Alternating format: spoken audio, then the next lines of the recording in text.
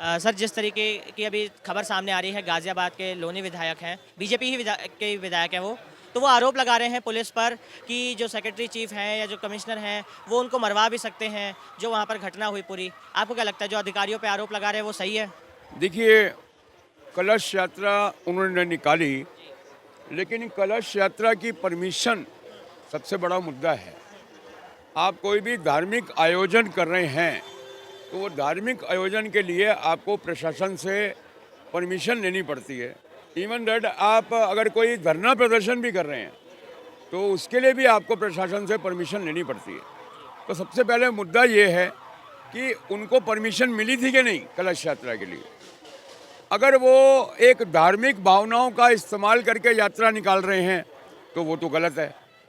अगर वो प्रशासन से परमिशन लेके निकाल रहे हैं तो फिर प्रशासन ने अगर उनके साथ जाति की है तो फिर प्रशासन जिम्मेदार है।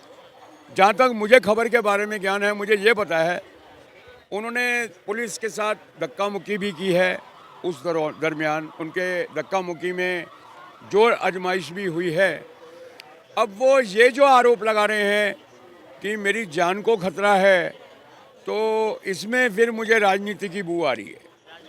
जी, 100% राजनीति की बू आ रही है। उनका कहना है, क्योंकि वो विपक्ष में एक तो है नहीं, वो है सत्ता पक्ष में।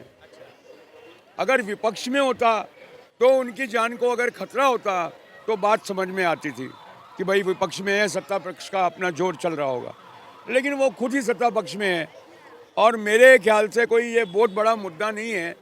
आप ही थोड़े दिनों में, 1-2-4 दिनों में देखेंगे ये मुद्दा दब जाएगा। इस मुद्दे के बारे में रेलेवेंट नहीं है ये मुद्दा रेलेवेंट। उनका कहना है कि जो ये कलश यात्रा निकाली गई श्री राम कथा के बाद, वो 15 सालों से निकाली जा रही है और आज तक कभी उसके लिए परमिशन लेने की ज़रूरत नहीं पड़ी। और पुलिस प्रशासन का कहना है कि उन्होंने परमिशन ली ही नहीं थी। मैं ये कह रहा हूँ कि आज पहले क्या हुआ उस चीज़ को लेके अब वो चीज़ नहीं। प्रशासन जो है, हमारा देश 142 करोड़ की आबादी में हम पहुँच चुके हैं। हम चाइना को पीछे छोड़ गए हैं।